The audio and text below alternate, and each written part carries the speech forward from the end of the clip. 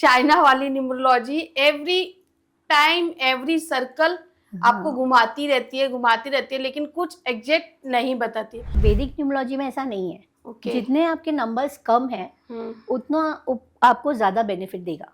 1 number सूर्य का number, right. 2 number चंद्रमा का नंबर, तो वो भी तो प्लैनेट से हुआ, वो तो एलिमेंट की बात ही नहीं करता। हाँ, ये जो वैदिक न्यूमरोलॉजी है हमारे ऋषि मुनि ने बहुत पहले इन्वेंट की हुई है। अच्छा मैम, अगर सपोज कीजिए किसी के पास 2 ही नंबर है, जैसे किसी के पास 5 और 7 है, 6 नहीं, तो उसका क्या होगा? लक तो है, बुद्धि भी है, तो नेम फेम पैसा नहीं रहेगा क्या? अगर आपको घर चाहिए तो जब आपकी जो दशा या महादशा 8 आ जाती है या अंतर्दशा 8 आ जाती है, लेकिन अगर आपके ग्रेड में तो 2 बार 8 ऑलरेडी है, तो आपके तो हो गई बल्ले बल्ले। और गिफ्ट का याद रखिएगा, जिसका क्वेश्चन, जिसका कमेंट हमें बहुत अच्छा लगेगा, केएफई की टीम उन्हें गिफ्ट जरूर भेजेगी।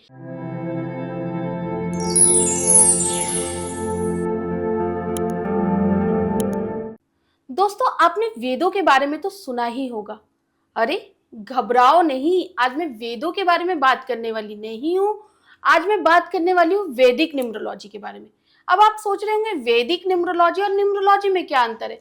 भाई, वैदिक न्यूमरोलॉजी में ये अंतर है कि ये हमारे वेदों से निकली हुई है। जो आज हमारे यहाँ गेस्ट आई है, उनका कहना यह है कि ये जो वैदिक न्यूमरोलॉजी है ये ज्यादा इम्पैक्ट करती है आपके नॉर्मल न्यूमरोलॉजी से। अब ये जो गेस्ट है ये बहुत स्पेशल है। अब आप सोच रहे होंगे ये स्पेशल क्यों है? क्योंकि इनको भाई क्रिस्टल हीलिंग भी आती है, इनको वास्तु भी आता है, इनको वैदिक न्यूमरोलॉजी भी आती है, इनको न्यूमरोलॉजी भी आती है, इनको एस्ट्रोलॉजी भी आती है, ना जाने इनको क्या क्या आता है। तो ये जो पॉडकास्ट है ये बहुत स्पेशल है आपके लिए भी, तो आप देखते रहिएगा। तो चलिए अब मिलवाती हूँ मैं आपको अपने स्पेशल गेस्ट शिल्पा शैलेश साजी से। नमस्ते मैम। नमस्ते मैम, सबसे पहले तो मुझे यही बताइए कि वैदिक न्यूमरोलॉजी और न्यूमरोलॉजी में क्या अंतर है? पहले तो मैं आपको दिल से धन्यवाद कहती हूँ कि आपने मुझे आपके प्लेटफॉर्म पर बुलाया और मुझे मौका दिया कि मैं समझा पाऊँ आपको ये कि वैदिक न्यूमरोलॉजी है क्या, और ये वैदिक न्यूमरोलॉजी अगर आप सीख लेते हैं तो आपको क्या फ़ायदे हो सकते हैं और इसका इम्पैक्ट क्या हो सकता है आपकी ज़िंदगी में।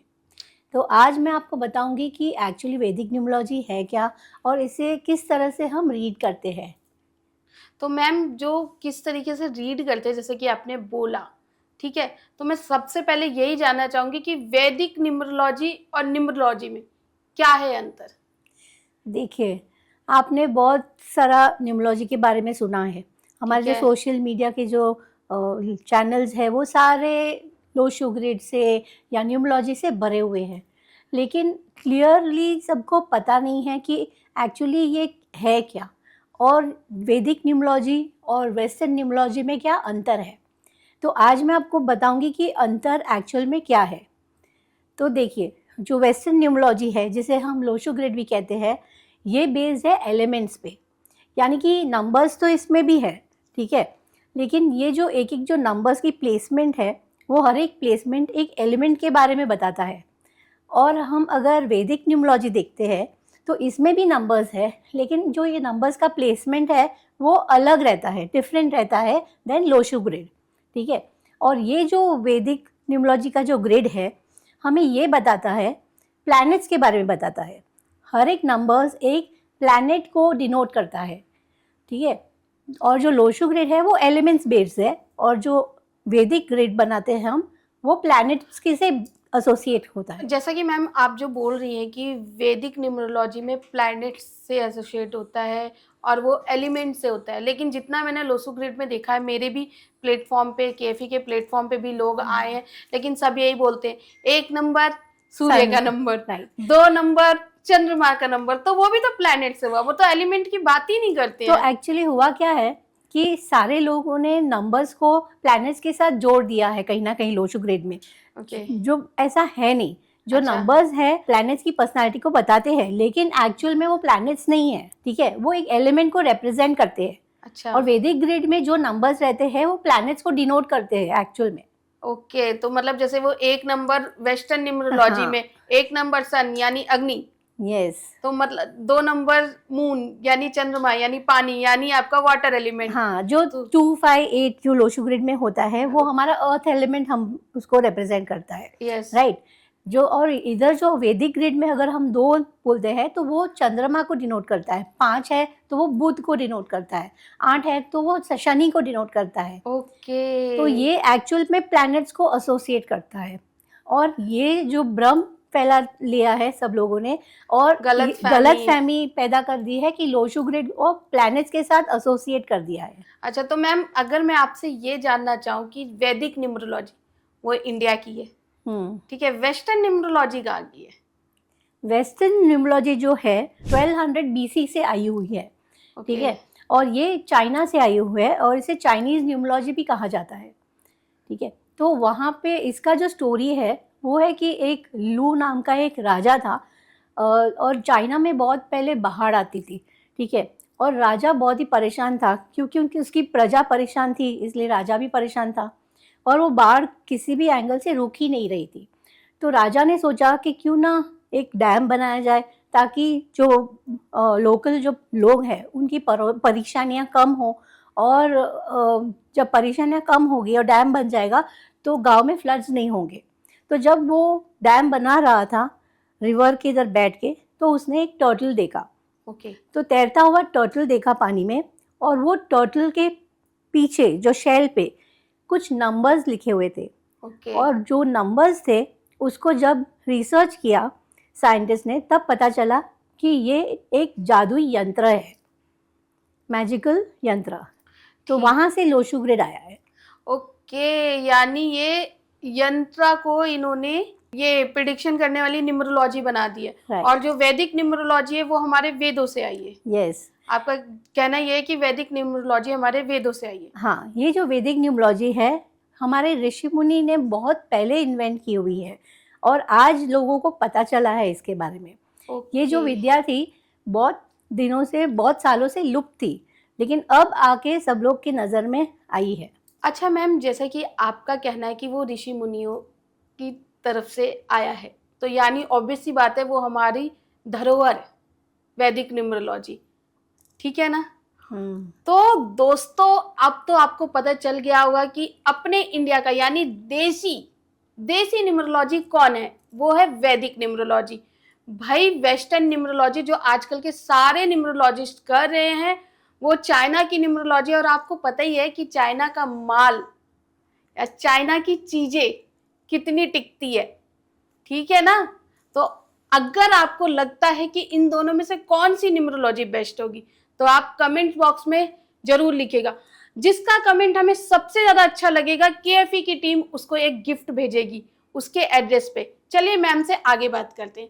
अच्छा मैम, मुझे ये बताइए कि जैसे आपने ये बताया कि भाई वैदिक न्यूमरोलॉजी और वेस्टर्न न्यूमरोलॉजी का जन्म कहाँ से हुआ, अब मुझे ये बताइए कि जैसे वेस्टर्न न्यूमरोलॉजी में बहुत सारे योगा होते हैं, स्पेशली गोल्डन राजयोग, इसमें भी क्या कुछ ऐसा होता है? हाँ, तो वैदिक न्यूमरोलॉजी में बहुत सारे योगास होते हैं, ठीक है। जैसे लोशो ग्रिड में 9 प्रकार के योगास होते हैं, तो इसमें तो 45 टाइप्स के अलग अलग योगास होते हैं। 45 टाइप्स? हाँ। लेकिन पहले आप मुझे ये बताइए, क्योंकि देखिए सक्सेस और पैसा सबको चाहिए, मुझे भी पैसा और सक्सेस और प्यार, ये 3 चीजें मुझे बहुत अच्छी लगती है और मेरे दिल को छूती भी है। मेरे ख्याल से ऑडियंस को भी यही छूती है। ऑडियंस कमेंट्स बॉक्स में अपना कमेंट लिखना मत भूलिएगा और स्पेशल गिफ्ट आपके घर जरूर पहुंचेगा जिसका कमेंट हमें अच्छा लगेगा।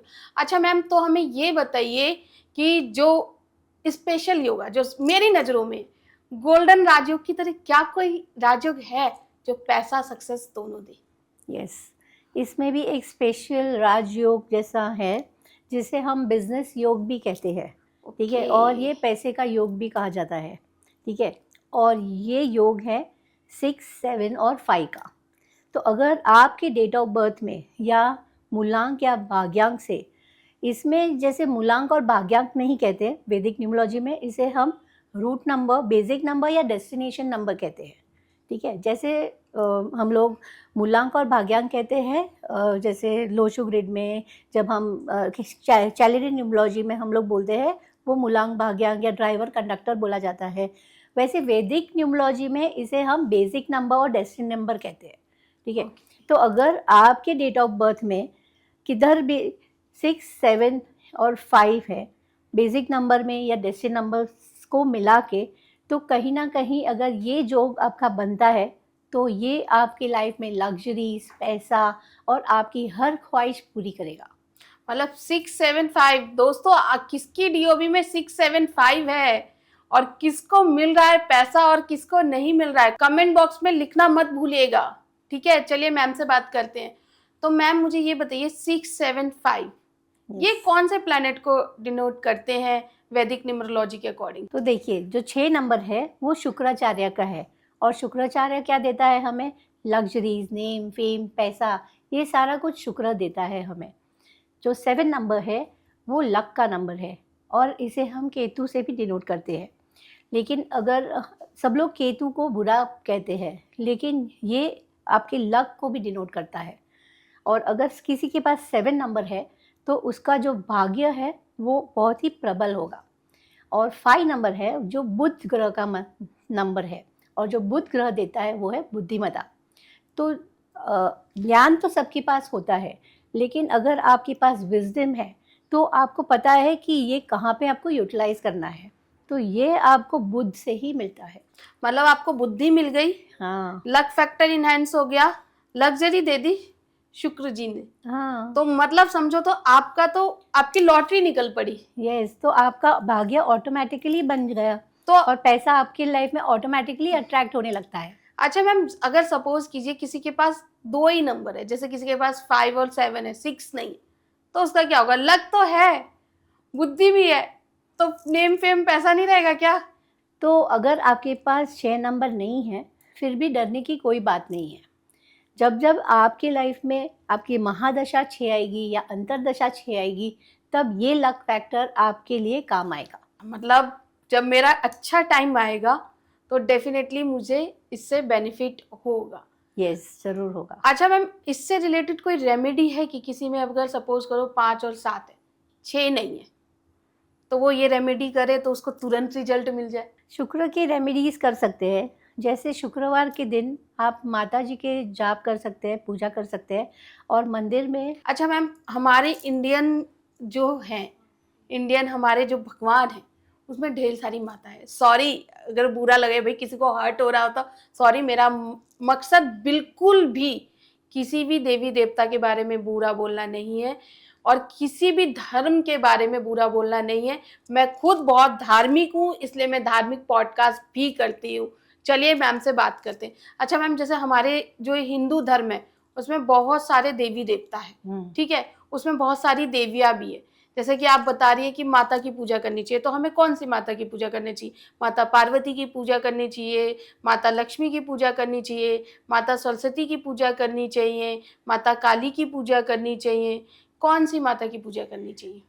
देखो, हर एक धर्म में अपनी अपनी कुल देवियाँ रहती है, आप उनकी पूजा कर सकते हैं, जो भी आपकी कुल देवी है उनकी। या फिर आप वैभव लक्ष्मी के 11 व्रत कर सकते हैं, जैसे हर शुक्रवार के दिन 11 उपवास कर सकते हैं और उसके साथ पूजा करते हैं, और माता जी को भोग चढ़ाया जाता है। मतलब 11 फ्राइडे आप वैभव लक्ष्मी माता का व्रत रख रखिए। सकते हैं।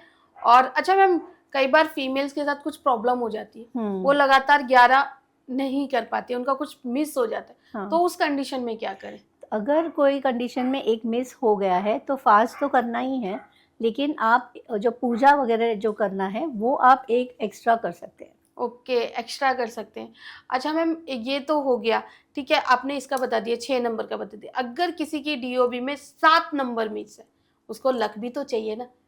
पैसा आ गया लेकिन लक ही नहीं है तो पैसा चला जाएगा, तो वो उस कंडीशन में कौन सी रेमेडी करे? देखिए, अगर ये जो ग्रिड में कोई भी नंबर आपका मिसिंग है ना, तो ये जो वैदिक ग्रिड है वो अलग तरीके से काम करता है। ये लोशो ग्रिड के जैसे नहीं है कि अगर कोई नंबर मिस हो गया तो कभी आएगा नहीं आपकी लाइफ में। जब कोई भी नंबर वैदिक ग्रिड में मिस हो जाता है तो वो कहीं ना कहीं कभी ना कभी आपके ग्रिड में आ जाएगा। किस तरह से? महादशा और अंतरदशा के रूप में आ जाएगा। यस, आपके महादशा या अंतरदशा के रूप में आपके ग्रिड में वो हम ऐड कर सकते हैं। लोशो ग्रिड में ऐसा नहीं है कि हम पर्सनल ईयर आएगा तो हम ऐड कर सकते हैं, तो वो हम वेस्टर्न न्यूमरोलॉजी में नहीं कर सकते। लेकिन वैदिक ग्रिड या वैदिक न्यूमरोलॉजी में हम ये कर सकते हैं कि जब भी आपका महादशा या अंतरदशा आता है, तो जो नंबर आपके पास नहीं है तो वो महादशा और अंतरदशा भर देता है उसको। तो अगर रेमेडी की बात करूँ तो मैं, आप मुझे बताइए कौन सी रेमेडी करूँ मैं?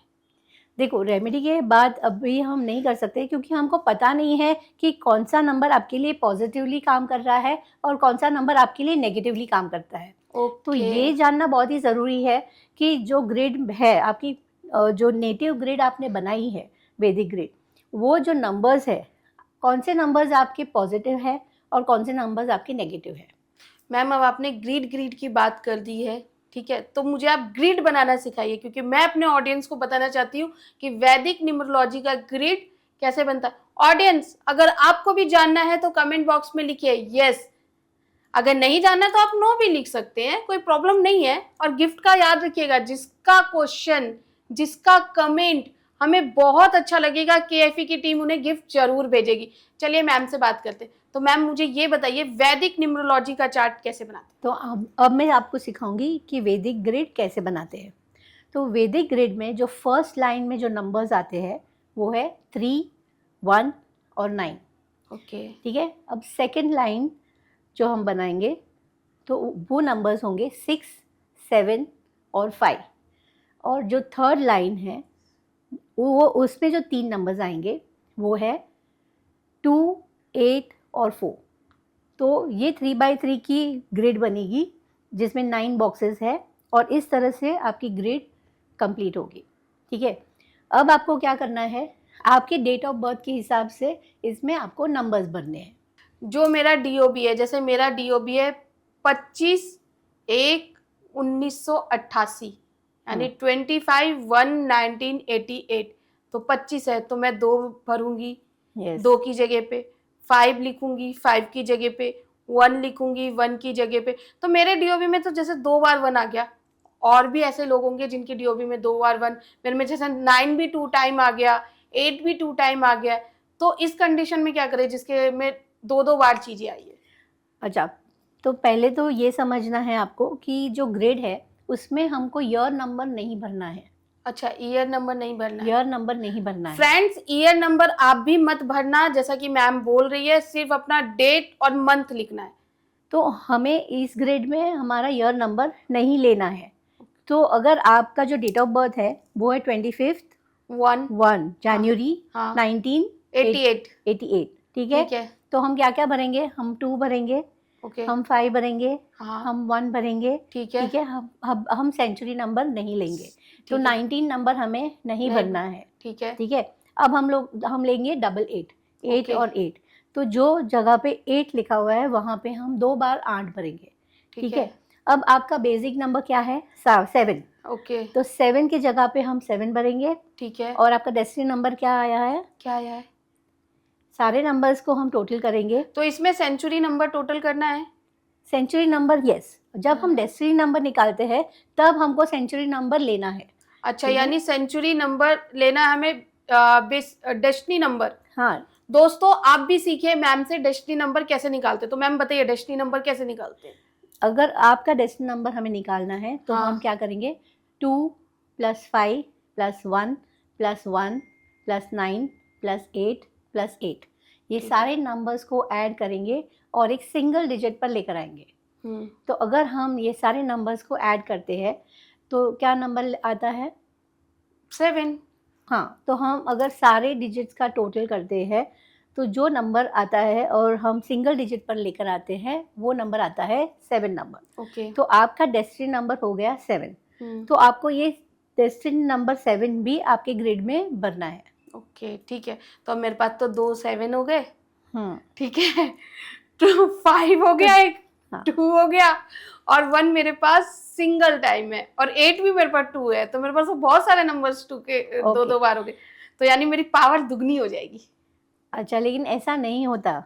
जो अच्छा, ये ग्रिड में हमको समझ में आएगा, ये आपका नेटिव चार्ट बन गया है। ठीक है। नेटिव चार्ट मतलब ये चेंज नहीं होगा, ये ठीक है, ये रहेगा। मतलब चेंज कब होगा, जब आपकी महादशा या अंतरदशा आएगी तब ये आपका नेटिव चार्ट चेंज होगा। ठीक है। तो ये जो नेटिव चार्ट को देखकर हम ये समझ सकते हैं कि आपके लिए आपके कौन से प्लैनेट्स पॉजिटिवली काम कर रहे हैं और कौन से प्लैनेट्स नेगेटिवली काम कर रहे हैं। ठीक है, अच्छा। देखिए अगर 2 एक बार आया है तो वो पॉजिटिव होता है।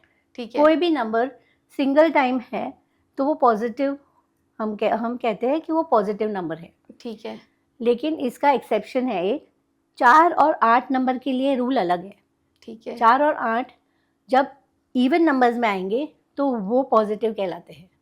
इवन नंबर मतलब? इवन नंबर्स मतलब 2, 4, अगर आपके सपोज आपके 8 2 बार आ रहे हैं हाँ। तो 8 आपके लिए पॉजिटिवली काम करेगा। ठीक मेरे है? लिए तो पॉजिटिवली काम करेगा। फ्रेंड्स, आपके लिए आप अपना बर्थ चार्ट बनाइए, देखिए कि आपके लिए कौन सा नंबर पॉजिटिवली काम कर रहा है, कौन सा नहीं कर रहा है। मैम आपको ज़रूर बताएंगी। आप अपना डीओबी लिखेंगे, अपना क्वेश्चन लिखेंगे, तो मैम के पास टाइम रहेगा तो मैम पक्का बताएगी।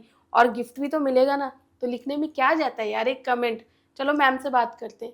अच्छा मैम, मुझे ये बताइए कि क्या कहते हैं, जैसे आपने ये बताया, अब सक्सेस की बात तो हो गई भाई, अब लोगों को घर भी चाहिए, खासकर मेरे जैसे लोगों को तो घर एक बहुत आलीशान चाहिए। तो उसके लिए बताइए कौन सा योग होना चाहिए? अगर आपको घर चाहिए तो जब आपकी जो दशा या महादशा 8 आ जाती है या ओके। अंतर्दशा 8 आ जाती है, लेकिन अगर आपके ग्रेड में तो 2 बार 8 ऑलरेडी है, हाँ। तो आपके तो हो गई बल्ले बल्ले, मतलब तो आप तो कभी भी घर ले सकते हैं। आपको है। प्रॉपर्टी ऑटोमेटिकली अट्रैक्ट करेगी। ओके। ठीक है, तो और पैसे की भी कभी कमी नहीं होगी। तो अगर फ्रेंड्स, आपके मेरे पास तो पैसों की कमी नहीं होने वाली, आप अपना देख लो। हाँ, अगर आपके ग्रेड में ऑलरेडी 2 टाइम्स 8 है तो आप बहुत ही लकी हो। ओके, मैं लकी हूँ भाई, मैं लकी हूँ। मेरे पॉडकास्ट में लिखो लकी।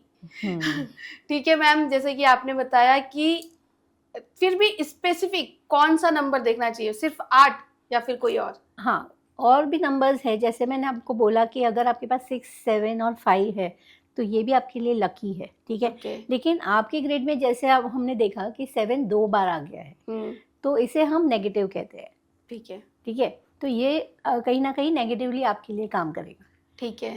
ठीक है, तो इस तरह से हर एक ईयर में आपकी जो महादशा और अंतर्दशा चेंज होती रहेगी। मतलब अगर किसी के, जो मेरा क्वेश्चन है वो ये है कि जो हमारा जो चार्ट है, ठीक है, उसमें 8 अगर किसी के चार्ट में एक बार आ रहा हो तो उसकी प्रॉपर्टी होगी? नहीं तो होगी। वही है, अगर 8 सिंगल बार आ रहा है या 4 सिंगल बार आ रहा है तो वो हम नेगेटिव गिनेंगे। अच्छा, तो मतलब अगर 2 बार 8 आ रहा है तो प्रॉपर्टी होगी। अच्छा, जैसे आप अंतरदशा बता रही है और वो दूसरी वाली दशा महादशा बता रही है, तो उस अकॉर्डिंग भी तो 8 आएगा ना? हाँ, तो ये देखिए, ये जो महादशा और अंतर्दशा का जो पीरियड होता है वो 45 इयर्स का एक साइकिल रहता है। ओके। ठीक है, अगर हम लोशु ग्रेड से देखते हैं तो उसमें हम पर्सनल ईयर देखते हैं, जैसे चाइनीज न्यूमरोलॉजी में हम पर्सनल ईयर निकालते हैं। तो एवरी 9 इयर्स में वो पर्सनल ईयर चेंज हो गए, वापस 1 से 9 इयर्स की साइकिल होती है। ठीक है, और 9 इयर्स के बाद वापस 1 से वो साइकिल चलती रहती है। तो उसमें हम देखेंगे कि सब लोग बोलते हैं कि 1 नंबर अगर आपका पर्सनल ईयर है तो एक नई शुरुआत मानी जाती है कि आप कुछ नया बिजनेस स्टार्ट कर सकते हो।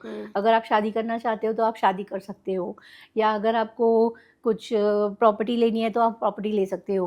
तो ऐसे इस तरह से कुछ न्यू बिगिनिंग बताते हैं। हाँ।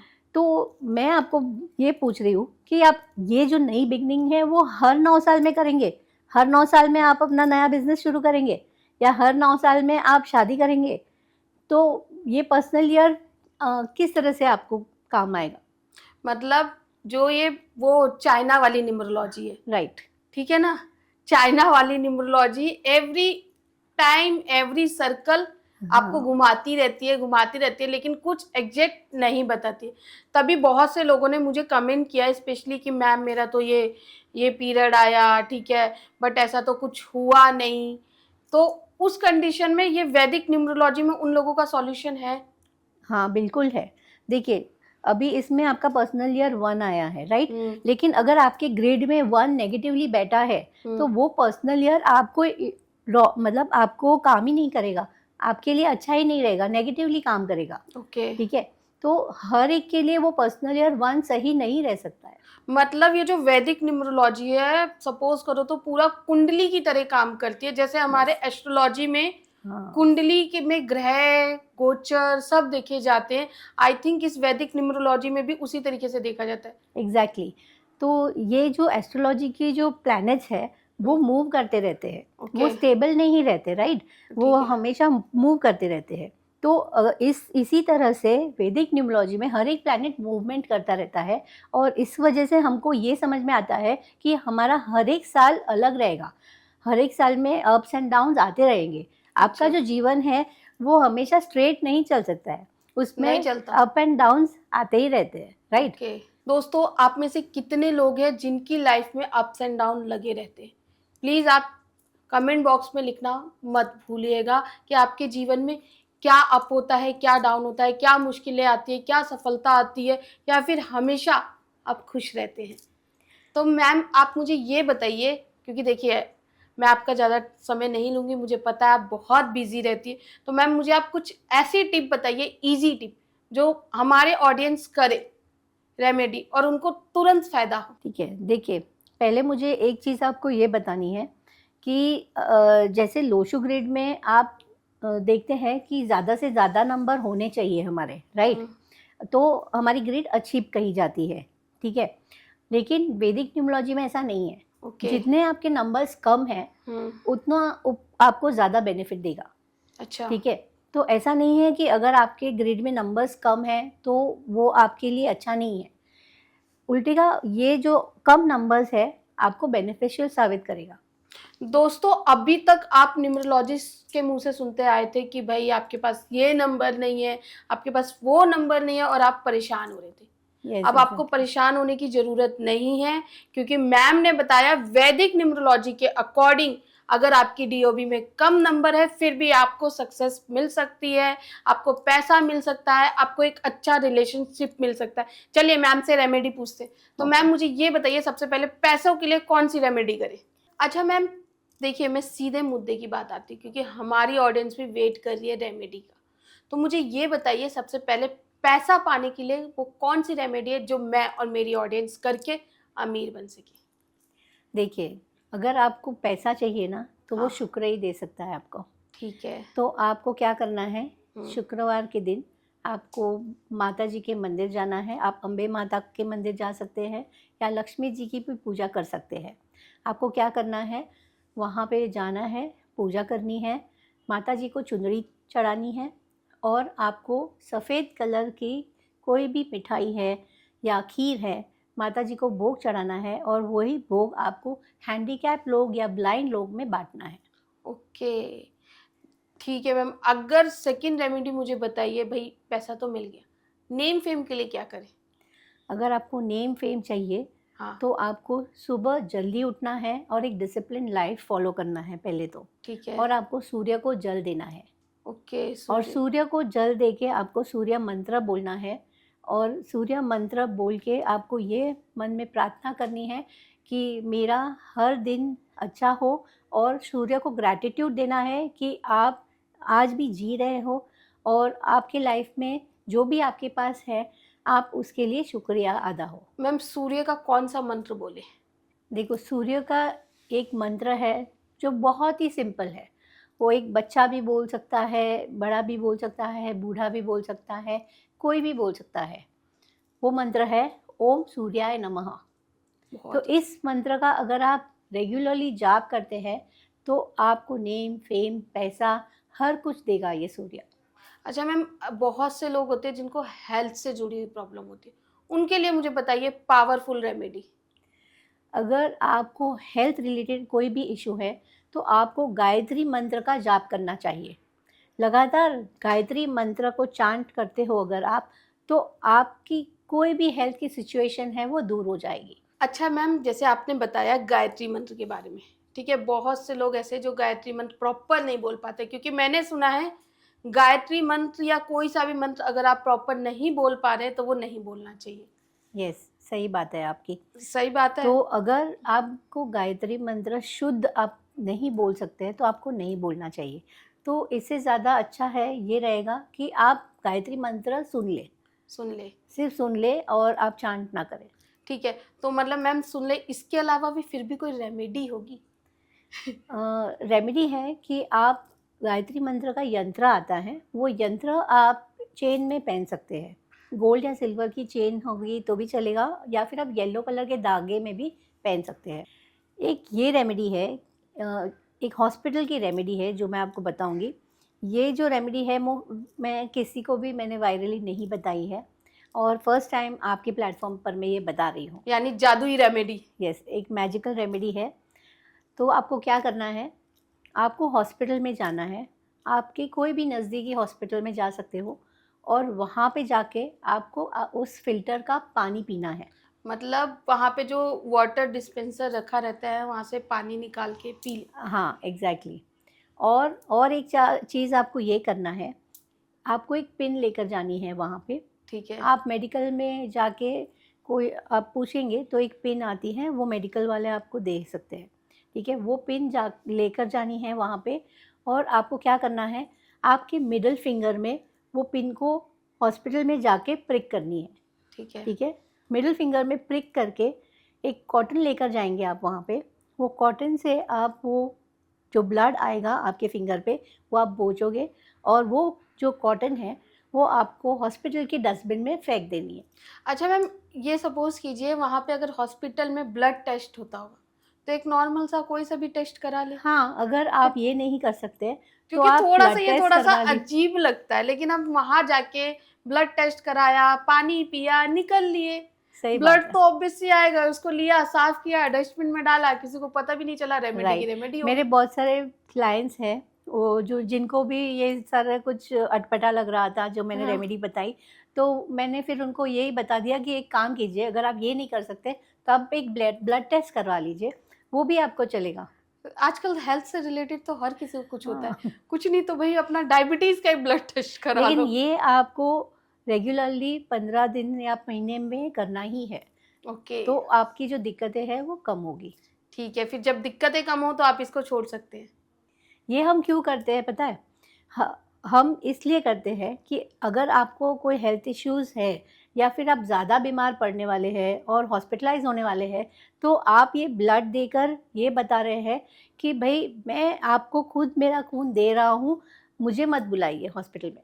ओके, मैं खुद आके आपको अर्पण कर रहा हूँ भाई, हाँ, आप मुझे मत बुलाओ, मुझे छोड़ दो। हाँ, तो इस तरह से आप हॉस्पिटल में जाने से बच सकते हैं। मैम आपने हमें इतनी अच्छी रेमेडी बताई, इसका मैं आपका तहे दिल से शुक्रिया अदा करती हूँ। साथ ही मैम आपने हमें बहुत सारा बताया वैदिक न्यूमरोलॉजी के बारे में भी, और जो कई लोग ऐसे हैं जिनके डीओबी में नंबर्स कम होते, बेचारे बहुत परेशान थे, लेकिन आज के बाद तो बिल्कुल नहीं होंगे। तो मैम आपका एक बार फिर से मैं आपको थैंक यू सो मच बोलती हूँ। तो थैंक यू आपको कि आपने मुझे केएफई के प्लेटफॉर्म पर बुलाया और मुझे ये नॉलेज शेयर करने का मौका दिया, ताकि बहुत सारे लोगों का भला हो और वो भी ये कुछ रेमेडीज़ अपना के अपनी लाइफ में पैसे को ट्रैक कर सकते हैं और अपने जो हेल्थ इश्यूज़ है वो कहीं ना कहीं ठीक कर सकते हैं।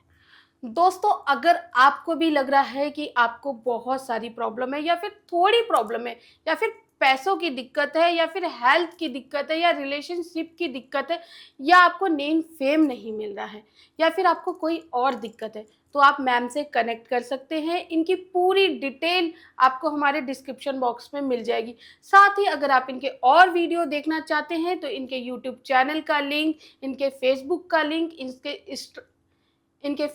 लिंक, इनके इंस्टाग्राम का लिंक आपको सभी डिस्क्रिप्शन बॉक्स में मिल जाएगा। तो देखते रहिए केएफई टॉक शो।